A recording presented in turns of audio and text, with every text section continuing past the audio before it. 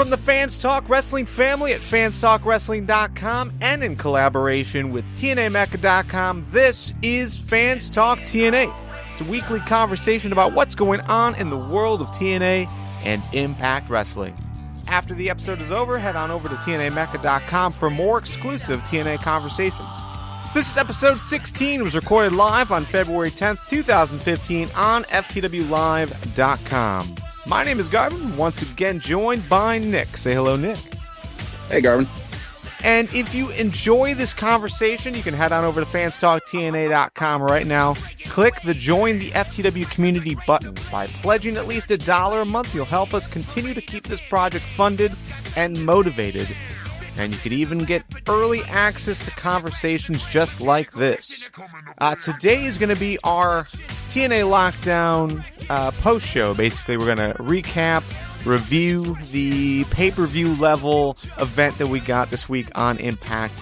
But before we do that, some quick shout-outs. Shout-outs to Kyle Williamson, Lewis Harris, Big Dog 801, Simon, Chris Regal, Black Dragon 89, The Count of Incognito, and Blood Rain for keeping the conversation going this week in TNAMecca.com's comment section. A lot of people were jumping in. It was really cool to see. We also got some comments on our YouTube channel from Punk Metal 20, Joda Dobbs, and Bogger3K. So definitely thank you guys for chipping in and letting us know what you think about what we talked about and just the general state of TNA right now. All right, so let's dive into some Ask FTW questions. The first one was from @MrDRG_WIR. He asked, good show, and I love the preview of Lockdown last week, but someone I'd like to see return to TNA is Alex Shelley. Nick, what about that name? That's a name we did not bring up last week. That's very true, and personally, I'd love to see him back. He seems pretty happy in New Japan, though, so I kind of doubt that would happen. Well, sure. He most likely is good where he is now, but as far as just a guy you would like to see in TNA, would you like to see Alex Shelley make a return? Yeah, for sure. Yeah, I mean, in the grand scheme of things, I like guys with names like Alex Shelley that have worked a lot in the independents.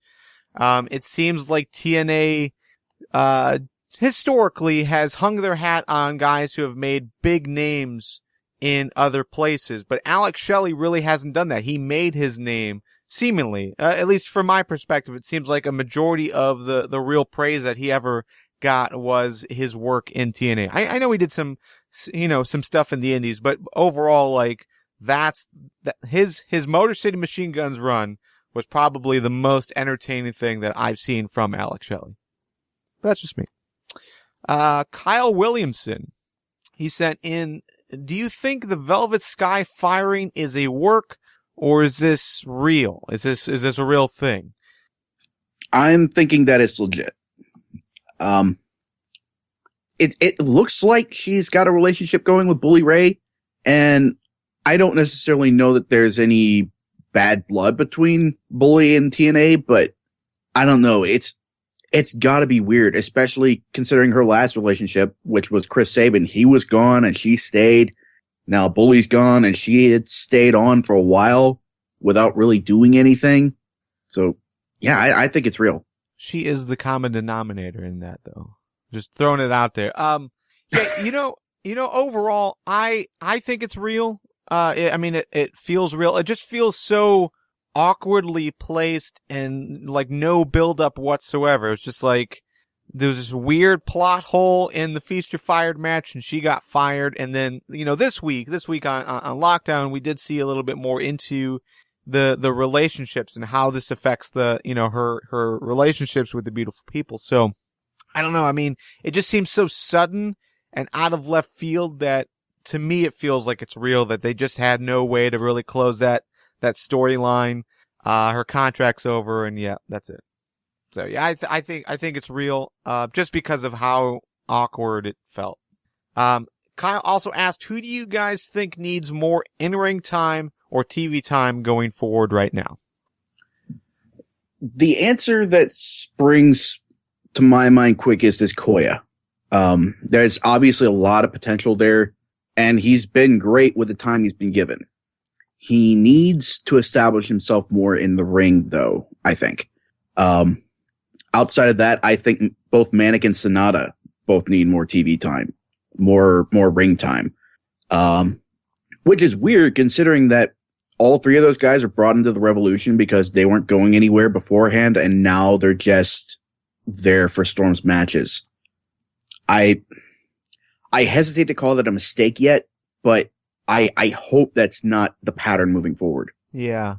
Koya, I could definitely see, because we really haven't received a lot from him. I mean, even with, like, when Manic joined the Revolution, we saw, like, those backstage video packages to kind of explain what was going on. We never really got that same attention to detail with Koya. So, and Koya is the big star that they just signed, so it feels natural that they would push more of the focus on him as far as like how he's growing into the role. But yeah, so I can definitely see that. Another guy I would actually give more TV time to, at least allow him to flesh out like a story and like, a real direction, and that's Austin Aries.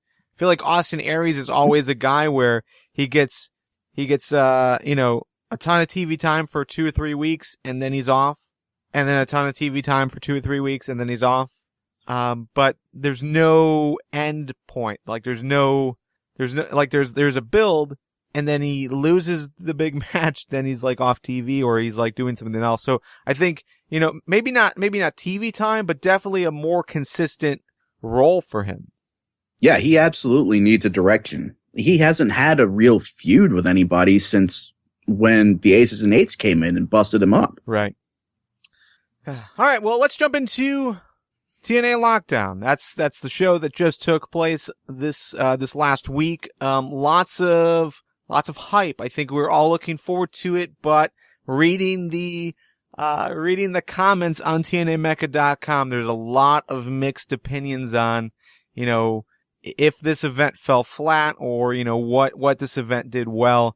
But let's look at Chris Regal's ringside review, and we do this every week. We look at the ringside review on TNAMecca.com. We give our thoughts. But just the basic breakdown, favorite moment.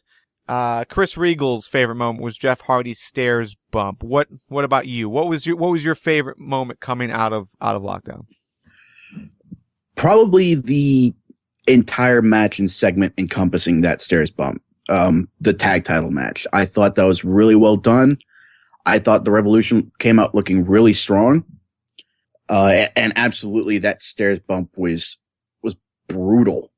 It's I think of any of the hits Hardy's taken to go into the injury angle that precludes him from going to the UK, I think that's probably the most legitimate. Yeah, and it's weird. Like we've known about this for a while. I mean, the spoilers have been out since mid-January, I think. It broke like on TMZ, so there was this fan taken video of the bump when it happened, and now looking at the views that we got at Lockdown, like that fan video didn't even give it justice. Like there was like that unknown of how bad the injury was, but looking at it from the 2 or 3 different angles that we got from TNA, that was a huge bump, like a huge risk that Hardy took. I'm surprised that, if in fact he's not hurt, which is the assumption, if he's not hurt, like the guy is like unbreakable. Like I don't understand how his body functions taking bumps like that. And that seems to always be the case. He's always taking these weird risks that no one else would, or no one else would even think, yeah, that would add something nice to my match. But Hardy always does it. And this was crazy. Yeah, that dude's a rubber band man. No doubt about it. All right. So, the tag title match of the night for sure. Probably my general highlight of the show as far as, matches go. Lockdown, that's your big pay-per-view level event, which means most of this card was match after match after match. Some segments here or there, but for the most part, it was mostly in-ring action. This was the match of the night. Kind of sucks that that's the case, seeing that this was like, your opening contest. but I think it was a good way to kick off the show for sure. I wouldn't have put it anywhere else. My favorite moment, though, and I know this goes against the grain, I think, overall, just looking at the comments and everything. But my favorite moment was actually the Robbie E versus Brooke segment, the lockdown race type thing that they set up. They only gave him maybe like 2 minutes. I think if you look at how it was filmed, probably a 5-minute thing that they condensed to about 2 minutes. So, it was a comedy thing. It was filler. Nick, you and I argued about this on the Facebook group, but, overall, I don't know. I see why everyone was against it. It doesn't really fit the vibe that is Lockdown, but it does have like Lockdown style elements. Do we want to get into that conversation, or are we just going to move on? I mean, I enjoyed the segment, to be fair. I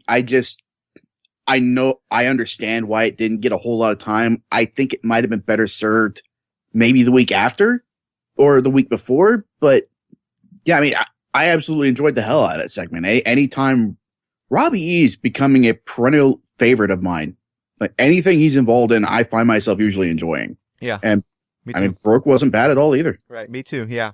Overall, I mean, I think it was effective to continue to tell their story. Yeah, it was done in the comedy way, but it had the elements, of what you look for in a pay-per-view. I mean, it was based on, revenge. It did involve the Cell, not in a capacity the match does, but I mean, there were good parts to it. I definitely would have given it more time and taken time away from the Velvet Sky, Angelina Love segment. I thought that went way too long, much longer than it needed to. So, yeah, that's fair. Least favorite moment. Chris Regal's least favorite moment was the awkward earlier tonight segment with Robbie and Brooke. So a lot of people are not happy with that segment. Didn't feel like I added anything. So, but that was his least favorite moment. What was yours? If I had to pick one, it would probably be the first segment involving Team Angle and the BDC, where MVP tried to give Angle an out. That bit of the segment, I have absolutely no issue with. That's something I expect and enjoy from MVP. But the brawl that followed afterward with Gunner getting injured, if that had gone somewhere in the actual match, then maybe that would have had a place for me. But nothing came of that. Gunner didn't overcome anything related to his injury. It didn't cost his team the match. It was just window dressing where you really didn't need it. Yeah, I agree. I didn't like this at all. It had the elements of something that could have worked really well, but it didn't even seem to play into the match at all. Yeah, I don't know. Once Aries came in, that became a total non-issue. Right. My least favorite moment, while I was glad that Tyrus picked up the win, because his character just like desperately needed that win, I just wish he didn't look so weak at the end. He's a big guy who can defeat two twigs on his own. I think like overall they just involved too much in this, and I think for the most part, like to me, this was a comedy match. Because you got Rockstar Spud, and that anytime Rockstar Spud is in the ring, at least for the last year or so, it's been in a comedy style. So, it's still hard to take him seriously, but I don't know. I just think they're not doing Tyrus enough justice to really make this character not only believable but respectable. Yeah, that's the issue you have with pitting a guy as big as Tyrus against a guy as small as Spud or Mandrews. It's such a foregone conclusion that the big guy is going to squash the little guys. And if you're just building the big guy, that's fine, but you're also trying to build up Spud. So it's not a great situation for Tyrus to be involved in. Right. Yeah. Well, Spud did take off the bow tie, threw it down. That seemed to be like his transition to being a serious competitor. Right after that, he flicked off EC3, and I thought that was pretty cool. But yeah, I think Tyrus I don't know. He's just not doing it for me. But that's not because of Tyrus, it's because of just how it's been booked. MVP of the night. I'm gonna go with Koya. and I know I'm going to start this off with a joke, right? But overall, Koya finally used the camera hole spot that we've been waiting like 3 or 4 years for. You've got these big gaping holes in the cell for the cameras, obviously, and they finally used it to pull someone out of the cage. So he gets my MVP of the night for finally using it, and it made it made the commentary team finally acknowledge how absurdly huge these holes are. Yeah, I mean, I'm fairly certain we've seen that spot before, but you're absolutely right. We've never seen commentary acknowledge that before. And I don't think we would have if Josh Matthews wasn't there. I don't think we have seen that spot because another place it was very obvious would have been, I think it was like and don't quote me on this, but I think it was like a Velvet Sky versus Madison Rayne match in the cage. And like standing, Velvet Sky could fit in that hole. There's a match. I can't remember who he was facing, but I'm like 99% certain Anderson had a match where somebody went through that hole. All right. Someone do that research for us in the TNAMecca.com comments. Let us know if there was a spot like that. I'd like to see it, but for me, it was new. Yeah, for me, it was new. Your MVP of the night. I'd have to say James Storm. Same rationale behind why he had my favorite match of the night.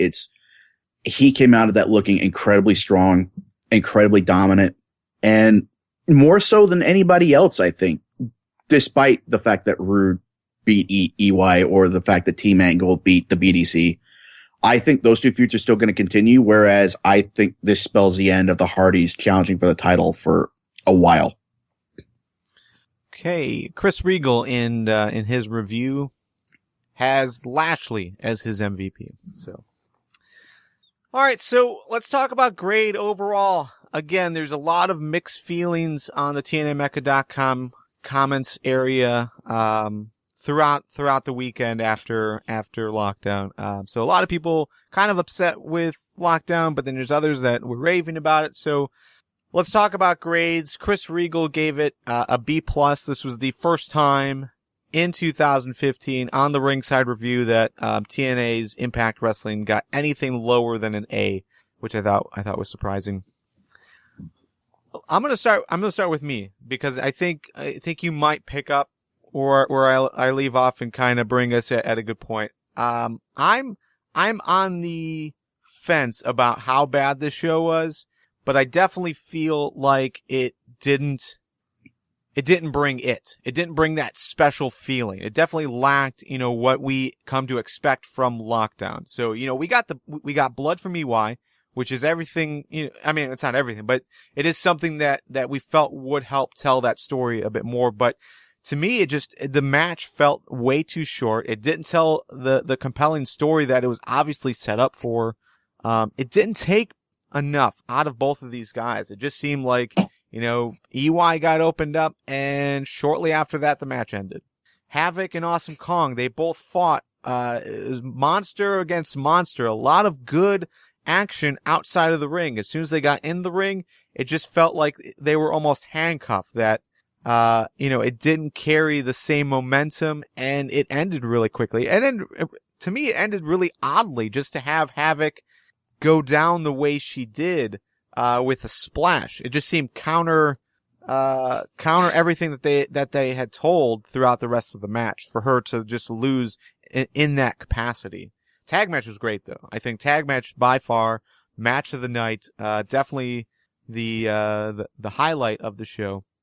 But, the main event, I think, while overall it did have the result that I wanted, that I felt was needed, it just felt lackluster. It just didn't feel special. Felt almost, too chaotic to really tell a good consistent story. So, my grades have usually been a B+. This show, I'm taking it down to a C+. For me, I largely enjoyed the show. I'll go ahead and give it right now. I'm giving it an A-. From an A. Yes. Okay. There were obviously issues with the show. Like Havoc versus Awesome Kong. I don't like how that match went. Obviously, Kong needs to reestablish her dominance since she's just returned. At the same time, though, you need to keep Havoc strong because you need to have an obvious, legitimate threat against her. Right. And I don't think this match did it. No. I don't doubt that Havoc will find a way to come back from this. I don't doubt that she'll find a way to keep this thing going. Maybe after a few weeks, maybe give Kong a little time to, I guess, reacclimate to the Knockouts division, face off against some of the other Knockouts the division has to offer. But other than that, I felt fairly satisfied with the rest of the matches. Like the main event, yeah, I see what you mean. It was rather lackluster, and that I think that's simply due to Team Angle's composition. Aside from Angle and maybe Aries, going into the match, you didn't have anybody that had a stake against the BDC. Like Gunner, they did nothing to him. He's had no interaction with them whatsoever. So why was he in that match? Aries, maybe there's still some residual resentment from when he was suspended by MVP, but it's been a while since that happened. Right. And other than the fact that you've got other legitimate world title contenders in the BDC that can get in Aries' way, he didn't really have a real beef with them. So aside from Angle and later on Lashley, there just wasn't that bad blood that you got with past matches, like when you had Team Eric versus Team Garrett, or when you had Fortune versus Immortal, or matches like that. It's just like this match was kind of there. So one thing that was asked of us last week that I think I skipped over accidentally, but I forget who it was, maybe Kyle Williamson, but someone asked about Lockdown being a TV event versus a pay-per-view event. So, just looking at what I've said about this and what you've said about this, specifically for the main event, do you think this being such a short event, as in like two hours, which is whatever, an hour and 20 minutes or so without commercials, do you think that makes it harder to really put on a special event compared to a full 3-hour pay-per-view? I don't. And you can, right now in the wrestling business, you can look at NXT and see what they're doing with the takeover events. Those are amazing. And they've only got 2 hours to work with. Impact's done it before in 2 hours. So, or TNA has done it before in 2 hours. So I have absolutely no doubt that they can do it. It's just the build wasn't the greatest. Right.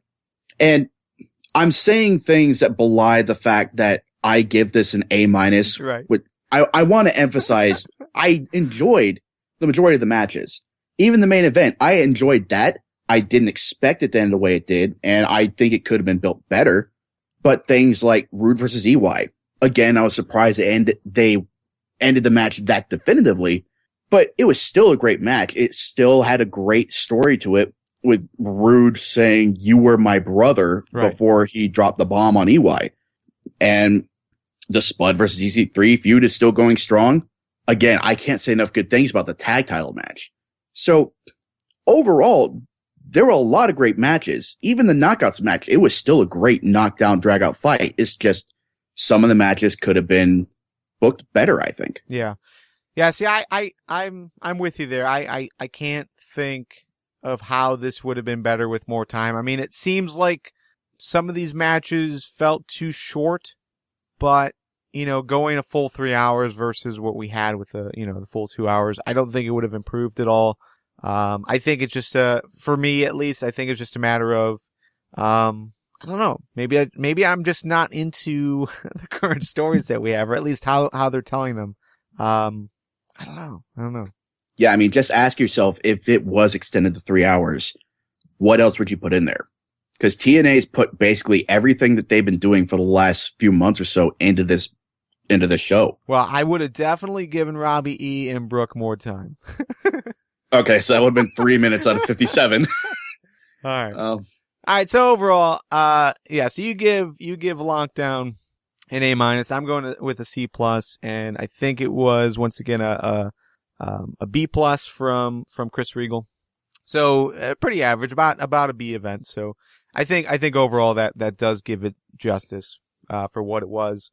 Overall predictions, Nick, you had 2 out of 5 correct picks. I had 4 out of 5 correct picks, so I'm pretty happy with that. Lashley retained his Fans Talk TNA Championship by helping Team Angle defeat BDC, although I don't really know if he was an official member of that match. But still, I mean, he's on the winning side if he was.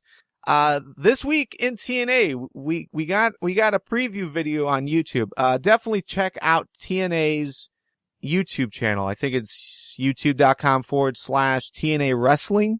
And every Monday or so, right around there, they give like a little preview video of what's to come.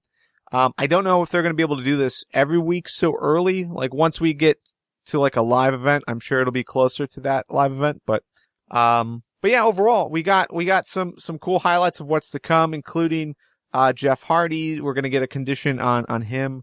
Rude versus Aries is going to happen, and it really is going to be leading to something pretty cool. So Lewis Harris asked in the comments, he said, do you think they should include the power rankings into a show storyline wise? Maybe something like a skit between the 3 bromans trying to outdo each other to get on the list.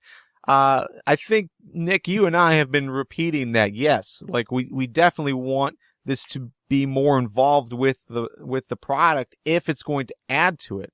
But before you answer, we're running out of time, but the reason why I'm leading with this is because on Friday, February 20th, which is about 2 weeks from now, we're going to have a 20-man over-the-top gauntlet match. So very, very similar to a standard Royal Rumble style setup.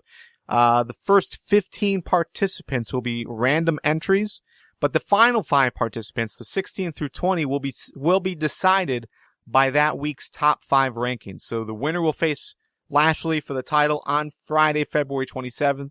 Rude versus Aries that match is specifically to see where these two guys fall. So it definitely seems like TNA is going to be moving in that direction, is to actually do something good with the unlocked rankings.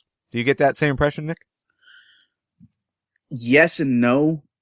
The question is asked, do you think they should include the power rankings into a storyline?